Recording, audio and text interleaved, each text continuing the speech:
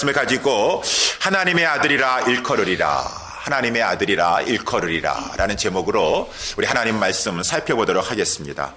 하나님은 우리에게 좋은 것을 주십니다. 하나님이 주시는 좋은 것 무엇이 있겠습니까? 우리가 세상에 좋은 것을 생각하는 것이 아니라 하나님이 세상은 줄 수 없어요.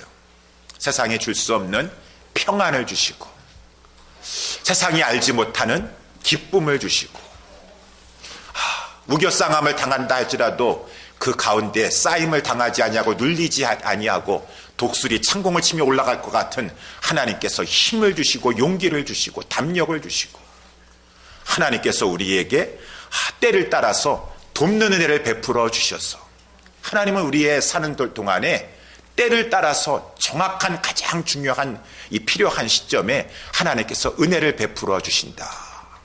여러분들이 신앙생활 하면서 그런 것을 체험하셨을 것입니다. 우리 여기 오늘 자리에도 앉아 계시는 우리 김은혜 권사님, 제가 잊을 수가 없는 것이 우리 처음에 신방 갔었을 때 권사님께서 이런 말씀을 하셨어요. 목사님, 저희 남편이 몇 년 전에 이렇게 세상을 떠나지 않았습니까? 우리 대가족이 살던 그러한 가정이었었는데 뭐 이렇게 부모님들, 시부모님들 세상 떠나시고 자녀들 다 출가하고 이제 남편하고 둘이 살고 있었었는데 남편도 세상을 떠났습니다. 그래서 이제 그 집에, 큰 집에 저 혼자 남게 되었어요. 뭐 어떡합니까? 이제 우리 인생을 살다 보면은 그러한 과정도 이겨나가야 되는 것입니다. 근데 그 집에 혼자 남게 되니까 마음이 외롭고 두렵기도 하고 하는 그러한 상황 가운데 있었는데 어느 날 밤이었었는데 이제 우리 권사님께서 위에 올라가서 주무셔야겠다라고 2층에 올라가셨는데 분명히 계단에 올라가셨을 때는 불을 다 끄고 올라가셨는데 이렇게 침대에 누워보니까 저기 바깥에 불빛이 아래층에 불이 이렇게 비춰지는 것이에요. 내가 불을 끄고 온 줄 알았는데 불을 끄지 않고 왔구나 라고 해서 권사님께서 침대에서 다시 나가셔가지고 이제 불을 끄려고 나가셨는데 거기 집 현관 입구에 천사가 서 있는 것이에요. 천사가 흰 옷 입은 천사가, 큰 천사가 이 환한 조용한 광채 가운데 우리 권사님의 집에 이렇게 서 있었습니다. 권사님이 너무 놀랐어요. 누구든지 놀라지 않겠습니까? 그래서 그 2층 난간에 서가지고 우리 앉으셔가지고 권사님께서 한참 동안 그 천사를 바라보셨대요. 그 천사가 한참 거기를 서 계시다가 우리 권사님께서 그만 잠옷 차림으로 지금 나와 계셔가지고 추워서 좀 겉옷이라도 입고 와야겠다라고 해서 방에 다시 들어갔다가 나오시는 사이에 이 천사는 이제 안 보이게 되었다라고 하는 그런 말씀을 이 신방 때 하시게 되셨어요. 그러면서 권사님이 하시는 말씀입니다. 그때 딱 드는 생각이 하나님이 나를 생각하셔서 아까 우리 찬양 불렀었는데 하나님의 그 사랑의 눈으로 나를 주님께서 바라보시고 주님의 그 인자한 귀로서 나 같은 것을 주님께서 다 신음소리도 듣고 계셔서 나의 마음이 쓸쓸하고 무섭고 두려운 가운데 있으니까 하나님께서 두려워하지 말아라, 무서워하지 말아라, 내가 너와 함께하고 있느니라, 내가 너를 보호하고 있느니라. 천사도 나타나서 보이게 하시면서 우리 권사님의 마음을 위로해 주신 하나님은 우리에게 가장 적합한 때에 좋은 것을 주시는 분이시라는 것입니다.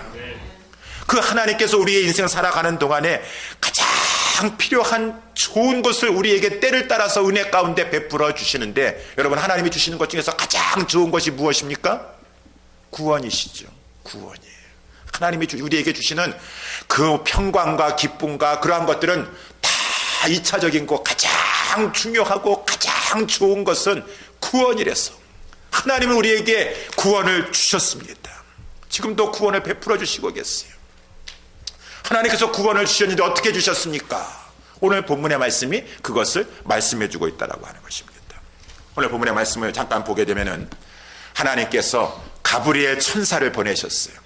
6째 달 전에는 이렇게 이 샤가라라고 하는 그러한 제사장에게 이 수태고지 그에게도 세례 요한이 날 것이다 라고 하는 수태고지를 보내셨다가 6달 지났습니다. 이번에는 천사 또 가브리엘을 이제는 갈릴리 나사렛 이 동네에 있는 이 처녀 마리아에게 보냈다. 여기 가브리엘이라고 하는 그 천사는 천사장을 말하고 있는데 천사장이 몇 명 됩니다.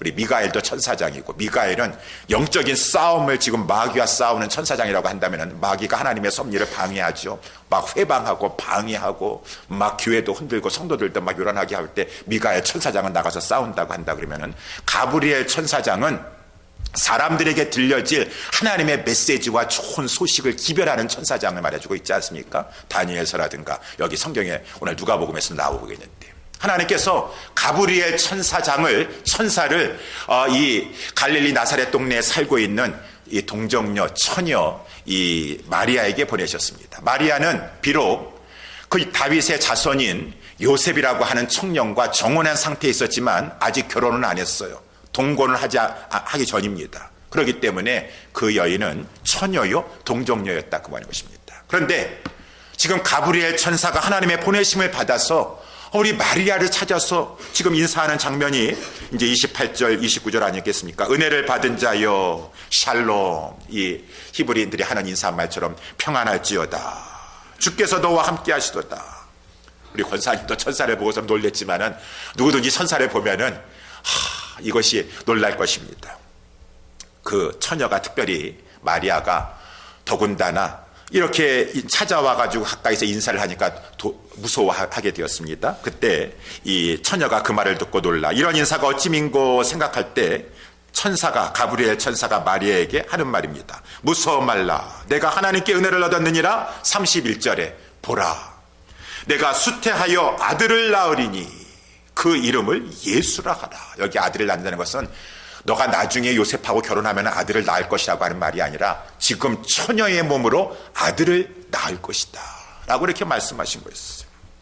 우리 수태고지, 너가 수태할 것을 내가 지금 고지한다, 알려준다 라고 하는 그런 말인 것입니다. 32절 33절에 저가 큰 자가 되고 지극히 높으신 이 아들이라 일컬을 것이요 주 하나님께서 그 조상 다윗의 비를 저에게 주시리니 영원히 야곱의 집에 왕노릇 하실 것이며 그 나라가 무궁하리라. 막 기가 막힌 그러한 수태고지의 또 이 앞으로 있어질 일에 대해서 지금 마리아는 듣게 되었습니다. 너무나 놀랐습니다. 도저히 이해할 수가 없었습니다. 더군다나 내가 처녀인데 어떻게 내가 지금 결혼하기 전에 수태한다는 말인가. 그 어떠한 이 하나님의 역사는 의심할 수 없지만은 그 방법적인 면을 가지고 이 마리아는 이해할 수가 없었습니다. 그래서 마리아가 천사에게 말하되 나는 사내를 알지 못하니 어찌 이 일이 있으리까. 그때 이제 하신 하나님께서 천사장 가브리엘을 통해서 마리아에게 들려주신 그 말씀이 35절 말씀인데, 천사가 대답하여 가로되 성령이 내게 임하시고 지극히 높으신 이의 능력이 너를 덮으실 것이니라. 하나님은 천지만물도 말씀으로 창조하시고, 하나님이 있으라 하면은 그 모든 형형색색의 각기 종류대로 그 조류나 어류나 그 모든 동식물 모든 가축들이 다 생겨나게 되는데 능치 못할 것이 없으신가. 성령이 하나님께서 성령을 통해서 너에게 수태되도록 역사하실 것이다 라고 하신 것이 이제 오늘 본문의 말씀의 내용인 것입니다. 그래서 이제 우리 하나님께서 이 마리아를 사용하셔서 우리에게 가장 좋은 이 구원을 이루시는 장면이 오늘 본문의 말씀의 내용이라고 하는 것입니다. 아니, 마리아가 성령으로 처녀의 몸으로 이렇게 잉태되는 것하고 우리의 구원하고 무슨 관계가 있습니까? 라고 이렇게 우리가 생각할지 모르지만 여러분 잘 들어보세요. 우리가 성경에서 말씀하고 있는 것은 우리 모든 인간의 시조, 조상은 가장 첫 번째 인간은 아담이었습니다. 하나님께서 아담을 제일 먼저 창조하셨어요. 근데 그 아담이 하나님 앞에 하나님의 금하신 과실을 먹음으로 말미암아 불순종함으로 말미암아 죄를 범하게 되었습니다. 범죄하게 되었습니다. 근데 그 죄는 아담 혼자서의 죄가 아니에요. 아담의 범죄로 말미암아 죄가 들어오게 되어서 아담이 우리의 시조라고 하지 않았습니까? 가장 첫 인간이었습니다. 뿌리였습니다. 이제 그 뿌리로부터 나오는 다 모든 인간들은 보통 생육법이다. 남자 여자의 결합에 의해서 나오는 여기 계신 분들이 우리가 보통 생육법에 의해서 태어났습니다. 그러한 자들은 아담의 그 죄성을, 그 타락한 그 본성을 다 가지고 태어나게 되는 것입니다. 그것이 원죄라고 하는 것입니다. 타락하고 부패된 심령을 가지고 아무리 귀엽게 사랑스럽게 생긴 아이라 할지라도 그 심령은 타락한 심령을 가지고 태어나서 죄인된 심령을 가지고 살면서 죄를 짓게 되어서 죄인이 되는 것이에요. 죄를 짓는 것이 어떻습니까? 모든 사람 다 죄 짓지 않습니까? 그렇지 않습니다. 성경에서 말씀해 주시기를 죄에게는 싹이 있는데 그것은 사망이라고 하는 것이에요. 사망. 그래서 이 하나님께서 이미 경고 말씀하셨습니다. 너가 그것을 먹는 날에는 정령 죽을 것이니라. 마귀가 와가지고 결코 죽지 아니하리라. 마귀는 항상 비슷한 것 가지고 말하는 것 같지만 정반대로 말을 하는 것이에요. 그러므로 말미암아 이 인간에게는 이 죄로 말미암는 사망이 찾아오게 되었어요. 사망. 이 사망이 얼마나 무서운 것인가. 이 사망에 들어가 있지 말아야 될 것입니다. 사망이 그냥 죽는 것에 끝나는 것이 아니라 부패된 심령 가지고 죄 짓고 살다가 하나님과 떨어지는 것이고, 결국은 육신의 죽음 이후에는 영원한 그 사망의 불목에서 떨어지는 것인데, 제가 그것을 좀 설명하기 위해서 여러분 그 2011년도에 제작되어서 나왔던 영화 중에서 혹시 보신 분 계실지 모르겠는데 이 127시간이라고 하는 그 영화가 있습니다. 127시간. 이 산악인인 이 아론 레스턴이라고 하는 그러한 사람의 인물을 실화로 해서 그 모티브로 만든 영화를 말해주고 있는데, 그가 2003년도에 그 미국 유타주에 있는 그 블루존 캐년에서, 우리 그랜드 캐년, 옐로스톤 캐년이 있지 않습니까? 거기에 이 사람은 혼자 등반하는 것을 좋아하는 사람이었었는데, 그렇게 무시무시한 홍곡을 어떻게 혼자 이렇게 등반을 하나. 그런 그 사람의 취미였었습니다. 그래서 이 블루존 캐년을 가지고 혼자 등반을 하다가 좁은 절벽 사이를 타고 내려오다가 그만 위에서 막 바위 돌이 막 굴러 내려온 것이에요. 거기에 그만 자기의 이 오른손이 끼게 되었습니다. 절벽 사이에 갇히게 되었어요. 사진이 여기 나와 있죠. 이제 영화의 한 장면에 나와 있는데 위에서 그림에 보니까 이 손 금방 뺄 것 같죠. 빼지지가 않는 것이 이게 실화입니다. 아무리 이 사람이 얼마나 거기서 몸부림쳤겠습니까? 손을 막 빼려고 하는데 빼지지 않고, 자기 이 사람이 지금 가지고 갔던 그 장비는 산악용 로프하고 칼을 하나 가져가는데 그 칼도 잘 들지 않는 중국산 칼을 가져갔어요. 집에 좋은 거 스위스제 칼이 있었었는데 그거를 선반에서 들고 오는 것이 아니라 모르고 그냥 중국산 메이드 인 차이나 칼을 들고 왔었는데 물 한 병 딱 이렇게 허리에 차고 있었습니다. 거기에서 지금 빨리 이 상황에서 벗어나야 되는데, 이 절벽에서 내려와가지고 지금 벗어나야 되는데 손이 빠지지 않는 거예요. 오른손이 빠지지 않는 것이죠. 생존을 위해서 사투를 벌이고 막 손을 빼려고 하는데 이 빠지지 않은 손을 가지고 12시간이 지나가고 24시간이 지나가고 48시간이 지나가고, 자기가 가지고 있던 그 물을 다 조금씩 마시면서 어떻게든지 하는 게 아닌데 도저히 팔이 빠지지가 않는 것이죠. 결국은 어떻게 하겠습니까? 결단을 해야 돼요. 이 상황에서 이제 이러다가 여기서 이제 죽는 것밖에 없습니다. 먹을 것도 없고 물도 떨어지고 죽는 상황밖에 없어요. 그러면은 어떻게 해야 되겠습니까? 살기 위해서는 팔을 잘라낼 수밖에 없어요. 팔을 잘라낼 수밖에 없어요. 그래서 이 사람이 가지고 왔던 중국산 그 무딘 칼을 가지고, 칼이 잘 들지도 않는데요, 자기의 그 짓눌린 팔을 절단하기 위해서 먼저는 팔을 비틀어가지고 팔을 꺾어버리고, 이거 해다가 기절할지 모르니까 마구 찔러 살을 찌르고 신경을 들여서 자르는 그러한 장면이 이렇게 영화에 나오는데, 제가 글로 보면서 일부 동영상을 이렇게 보게 되었습니다. 그래서 그 사람이 다음에 사진에 보니까 그만 이렇게 이게 실화입니다. 저런 사람의 팔을 결국은 잘라냈어. 그 수시간 동안 팔을 들지 않은 칼을 가지고 자기 팔을 잘라냈습니다. 그런 다음에 지금은 저렇게 의수입니까? 저런 것을 끼고 사는 그러한 자가 되었다. 저렇게도 하나 하지 않았으면은 그 빠지지 않는 팔 가지고 거기에 그냥 맸다가 죽을 수밖에 없는 상황에 있었어요. 팔을 자르고서라도 살 수 있었다라고 하는 것이죠. 여러분, 저는 이 영화를 이렇게 보면서 제 마음속에 생각나는 말씀 구절이 있었습니다. 우리 예수님께서 하신 말씀, 산상수훈에서 만일 내 오른 눈이 너를 실족해 하거든, 너는 차라리 그 눈을 빼어 버려라. 백체 중에서 내 한 지체가 내 한 처지가 없어지고 온몸이 지옥에 던지우는 것보다 나을 것이니라. 만약에 너의 손이 오른손이 너를 범죄케 하거든, 너를 실족케 하거든, 차라리 그 오른손을 찍어내어버려라. 내 백체 중에 하나가 없어지고 온몸이 지옥에 던지우는 것보다는 유익하니라 라고 이렇게 말씀해주고 있어요. 여러분, 그만큼 예수님은 과장돼서 그냥 이렇게 거짓말을 하시는 분이 아니었어요. 진실된 말씀을 하시는데 정말 지옥에는 가지 말아야 된다라고 하는 것이죠. 차라리 죄를 지어서 저 무시무시한, 어떻게 해도 그렇게 팔을 자를 수가 있겠습니까? 그 일을 어떻게 할 수 있겠습니까? 어떻게 눈을 뽑을 수가 있겠습니까? 죄를 지어서 그 죄 지은 눈을 뽑아내든 팔을 잘라내든 그 무시무시한 그 일을 하더라도 지옥에는 가지 않는 것이 너에게 유익하니라라고 말할 정도로 지옥에는 가지 말아야 되는 것이죠. 나중에 죽어봐서 지옥에 가봐야지 알겠지. 지금은 그것이 실감날지 아닌지 모르겠는데 우리 모든 것을 다 아시고 계시는 우리 주님께서는 그러기 때문에 손을 빼든지 눈을 실족해 하든지 죄 지은 것이 있다면 잘라내서 던진 바 되더라 할지라도 지옥에는 가지 말아야 될 것이니라 라고 말씀하시는데, 몸은 잘라낼 수가 있는데 우리의 부패된 심령은 잘라낼 수가 없어요. 지옥에 갈 수밖에 없습니다. 죄의 싹은 사망이기 때문에. 아무리 이 상황에서 저 아까 그 아론이라고 하는 그 자가 얼마나 그 상황에서 막 불렀겠습니까? 근데 그 캐논의 그 절벽 한가운데 구석에 있는 가에 누가 들을 수가 있겠어요? 아무리 이 사망의 몸에서 누가 나를 건져냈고 이 부패된 심령을 누가 나를 이 정결하게 씻어주시사 나로 하여금 지옥에 떨어지지 아니하고 구원을 얻을 수가 있을꼬.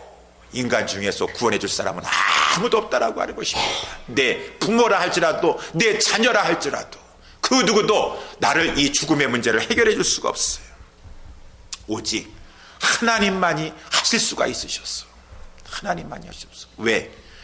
하나님의 원리는 죄를 사하기 위해서는 피를 흘려야 되는데 그 피는 무죄한 피여야 된다는 것입니다. 근데 모든 사람들은 다 아담 이후에 태어난 남녀, 이 보통 생육법에 의해서 태어난 모든 사람들은 태어날 때부터 원죄예요. 이 타락한 본성을 가지고 태어났기 때문에 죄 없는 사람가 아무도 없고 그 피는 더러운 피이기 때문에 남의 죄를 속해줄 수가 없어요. 하나님만이 우리의 죄를 사해 주실 수가 있으십니다. 근데 하나님은 영이시라 혈육이 아니시니 피가 없으시요. 하나님께서 성부 하나님께서 성자 하나님과 우리를 지극히 사랑하시는 이 성부 하나님과 성자 하나님께서 언약을 하셨습니다. 내가 저 나의 백성을 구원하기를 원하오니. 성자 하나님이요. 성자 하나님께서 세상에 인간의 옷을 입고 내려가셔서 저들을 위해서 보배로운 피를 흘려주시겠습니까? 성자 하나님께서 성부 하나님의 요청을 받아들이셨습니다. 하나님을 사랑하시고 우리를 지극히 사랑하신 성자 하나님께서 내가 하늘 영광 보좌를 떠나서 저 낮고 낮은 세상에 인간의 몸을 입고 태어나서 내가 주님 앞에 하나님 앞에서 거룩한 삶을 살다가 무죄한 보배로운 피를 흘림으로 말미암아 저들의 죄를 사하겠습니다. 그래서 우리 하나님의 계획 속에서 우리 예수님의 희생 속에서 이 땅에 우리 주님이 동정녀 마리아의 몸을 빌어서 육신을 입고 탄생하게 되었다. 탄생하게 되었다. 이것은 하나님께서 그러기 때문에 창세전에 예정하시고 하나님께서 다 모든 것을 보시면서 하나님께서는 계속 구약성경에서부터 우리 구약성경 창세기서부터 말라기서께서 말씀해 주셔서 창세기 3장 15절에 메시아가 구원자가 오실 터인데 그는 여자의 후손으로 오실 것이니라. 아브라함에게 또 구원의 약속, 다윗에게 또 언약에 대해서 말씀해 주시고 특별히 이 동정녀 마리아를 통해서 나게 될 것을 가지고 이사야서 7장 14절에 보라 처녀가 잉태하여 아들을 낳을 것이니 그 이름을 임마누엘이라 하리라. 동정녀 처녀의 몸에서 난 그 자는 하나님이시니 임마누엘, 하나님이 우리와 함께 계시도다. 하나님이 계시도다. 이사야서 9장 6절에 이는 한 아기가 우리에게 낳고 인간의 몸을 입고 아기의 모습으로 오신다라는 것입니다. 한 아들을 우리에게 주신 바 되었는데 그는 기묘자라 모사라 하시면서 전능하신 하나님이시라. 그는 전능하신 하나님이시라. 만군의 여호와의 열심히 이룰 것이니라.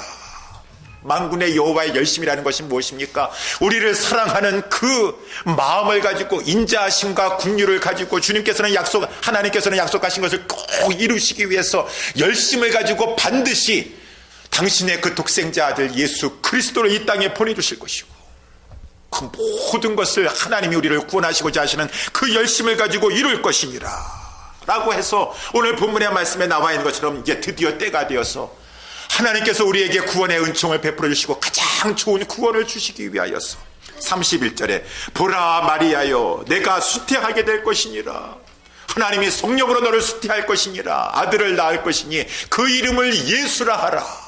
예수라고 하는 그 말의 이름은 여호와는 구원자이시다, 여호와는 구원하신다 라고 하는 그런 뜻을 가지고 있어요. 여호와는 이렇게 너희들을 구원하시기를 원하신다. 여호와의 소원은 너희들을 구원하시는 것이니라. 그렇기 때문에 여호와께서는 가장 귀한 독생자도 너희를 위해서 보내셨도다 라고 하는 것이 오늘 본문의 말씀의 내용이라는 것입니다. 여러분, 이만큼 우리 하나님께서 우리를 사랑하셨다라고 하는 것입니다. 사랑하셔서 가장 좋은 것을 주셨어요. 구원을 주셨어요. 구원을 주시고 그 사랑하신 주님께서는 당신의 백성을 지금도 우리를 이끌어 가시는 것 가운데 사랑의 눈으로 우리를 돌봐주시고, 우리의 작은 신음소리도 그 인자하신 귀로서 들으면서 우리를 이끌어 가시는 우리 하나님은 참 좋으신 우리의 아버지가 되시는 하나님이신 줄 믿으시기 바랍니다. 하나님 우리에게 좋은 것을 줬어요.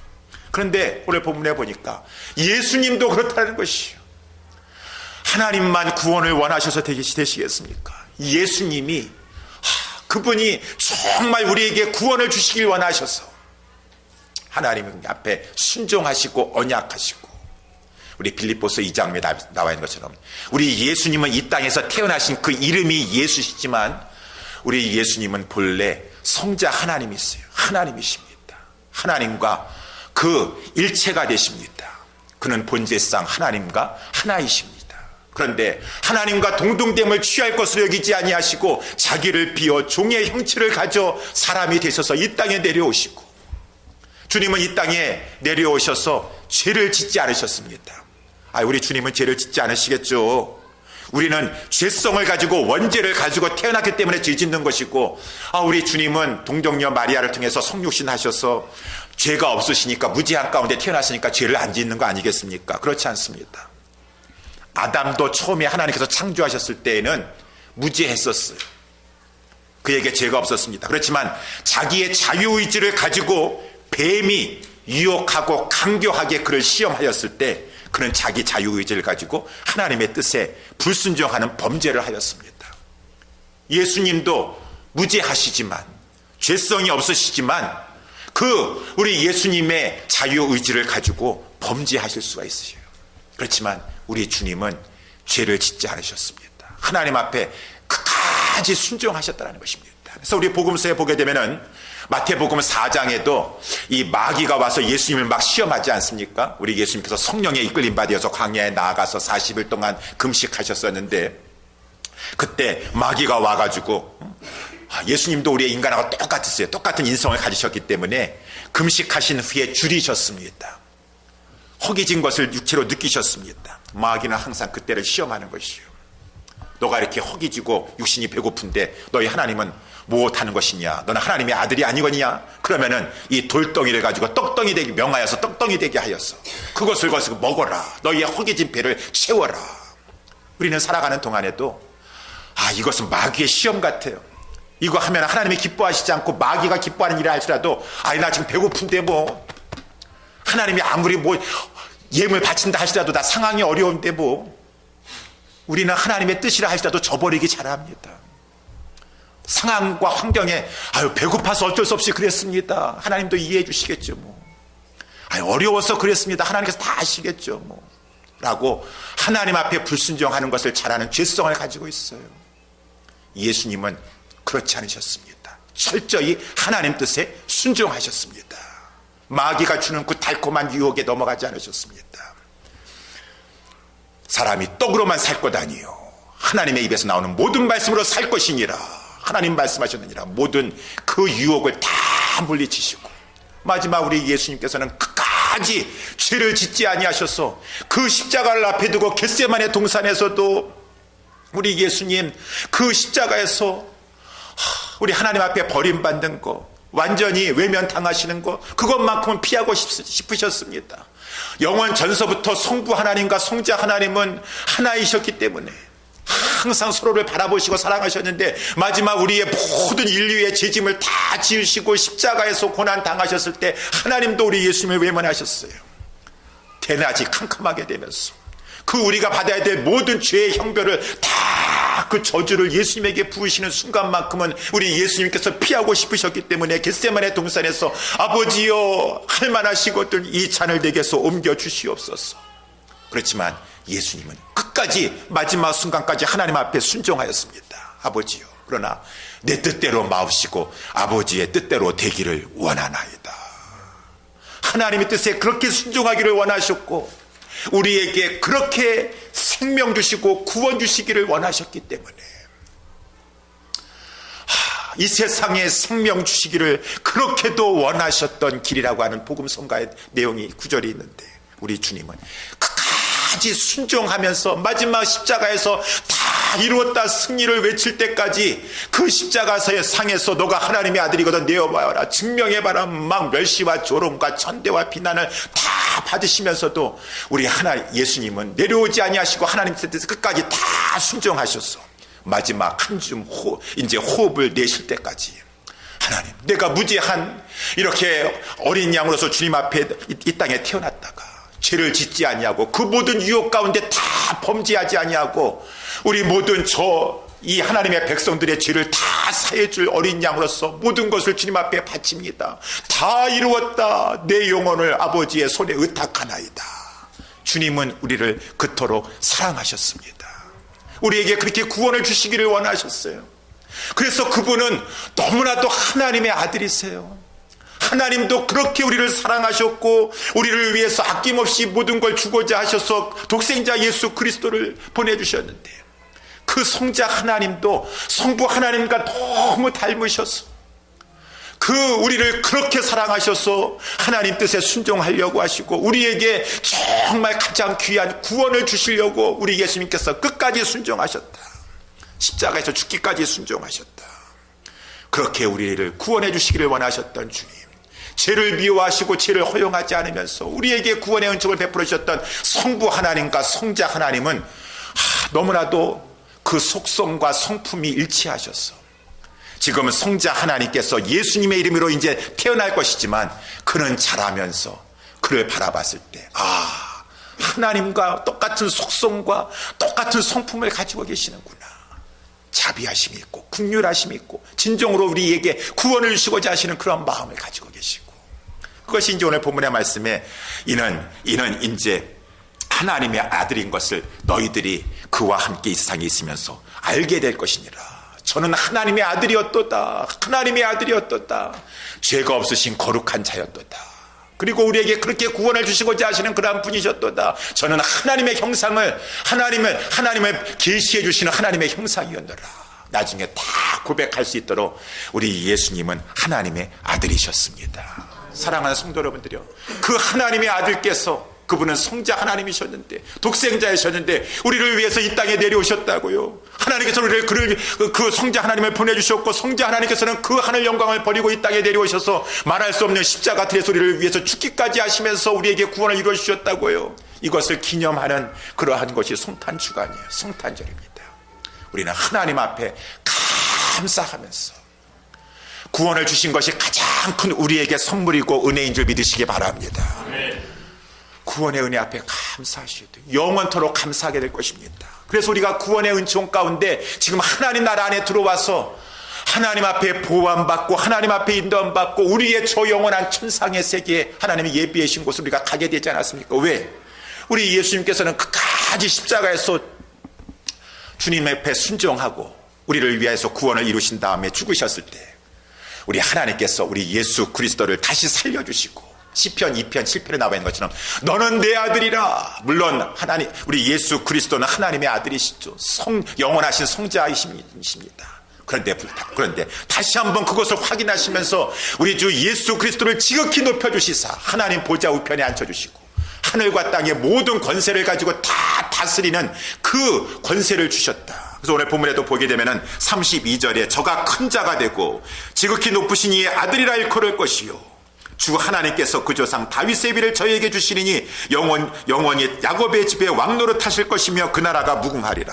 야곱의 집이라는 것은 하나님의 백성들을 다스리는 하나님 나라를 말해주고 있는 것이요. 여러분, 저와 여러분들이 이 예수 그리스도의 그러한 희생과 십자가에 죽으신 공로로 말미암아 지금 야곱의 집 하나님 안에 들어와서 우리 하나님의 예수 그리스도의 통치하심을 받는 하나님의 백성이 된 줄 믿으시기 바랍니다. 그 나라는 무궁하게 될 것이에요. 우리는 다 이제 영원한 천국에 들어가서 우리는 이제 하나님의 아들이 되었습니다. 우리는 하나님의 친아들은 아니지만 독생하신 예수 그리스도만이 하나님의 친아들이요 성자이시지만 우리는 예수 그리스도 안에서 양아들이 되었어. 하나님의 아들들이 되었어요. 그래서 하나님 아들이신 예수 그리스도와 함께 영원토록 하늘의 기업을 누리게 되는 후사가 될 것입니다.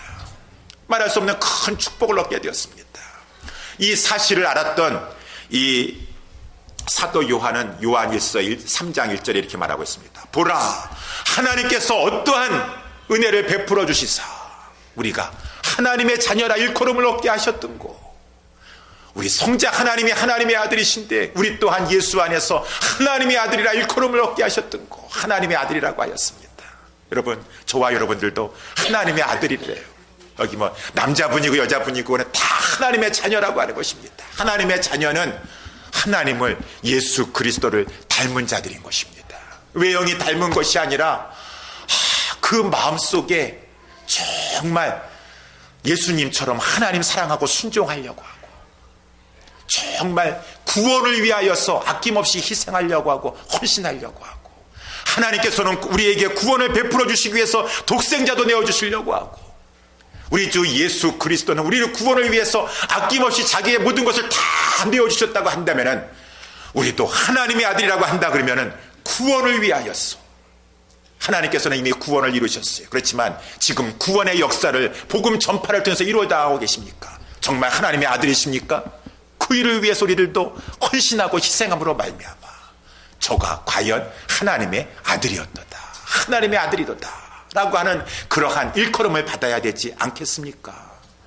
여러분, 오늘 본문의 말씀해 보니까 제일 마지막에 38절에 마리아는 이렇게 말했습니다. 주의 계집종이오니 말씀대로 내게 이루어지리다 하며 천사가 떠나가게 되었다 라고 이렇게 되어 있습니다. 마리아가 이렇게 고백하는 것은 큰 결단이에요. 유대 사회에서 사람들이 믿어주지 아니할 지금 아기를 잉태한 성령으로 잉태했다, 동정녀가 잉태했다, 누가 믿어주겠습니까? 네, 지금 정원한 요셉이라 할지라도 그가 의인이라 할지라도 믿어주기 힘들었을 것이에요. 그러면 나는 율법에 의하여서 돌로 쳐 죽임을 당할 수도 있습니다. 그러한 상황 가운데 있다 할지라도 하나님이 계획하시고 구원의 역사를 베풀어 주시는 것 가운데 내가 쓰임받는다고 한다 그러면은 내가 돌로 쳐 죽임을 당하든지 내가 어떠한 불이익을 당하든지 간에 주님이 구원의 역사를 이루도록 주님의 말씀대로 내게 이루어지리이다. 하나님께서 지금도 구원의 역사를 펼치시고 계시는데 몸된 교회를 통해서 펼치시고 하나님의 복음 전파를 펼치시고 계시는데 우리도 마리아와 같은 그러한 결단을 가지고 하나님이 나를 사랑하여 주셔서 독생자를 보내주시고 독생자 예수 그리스도께서 아낌없이 몸버려 피 흘려 다 주셔서 내가 구원을 얻었다고 한다 그러면은 하나님께서 이루신 그 구원의 역사 지금도 펼치시는 것 가운데 내가 무엇이 아까우리요? 하나님 앞에 희생하고 헌신할 줄 알았어. 여러분, 그래서 세례 요한도 나중에 주님 앞에 이렇게 주예를 하였을 때에는 오로지 구원 역사만을 위하여서 헌신하길 원했습니다. 아니다. 그는 흥하여야 하겠고 나는 쇠하여야 하리라. 하나님의 몸된 교회에서도 마찬가지예요. 우리 하나님의 몸된 교회에서 예배하고 지금 진리운동, 복음운동을 펼쳐나가는 것 가운데 주님의 이름이, 주님의 영광만이 선포되어야 될 것이고 내가 이 교회에 온 지가 몇 년 됐는데 내가 이거 창립 멤버인데 내가 여기서 높아져야 되겠다, 내가 이름이 드러나야 되겠다. 아닙니다. 다 하나가 되어서 하나님의 진리운동, 교회운동, 하나님께서 그렇게 만민을 구원하기 원하셔서 구속을 이루셨고 그 구원을 가지고 지금 아직까지도 돌아오지 못하고 있는 하나님의 백성들을 부르는 이 사역을 우리 가운데 맡기셨고 펼쳐나가고 계시는데 하나님의 아들이라면 그 구원의 역사를 가장 최우선주로 들면서 하나님은 흥하셔야 되겠고 주님의 사역은 흥하셔야 되겠고 나는 쇠하여야 될 것입니다.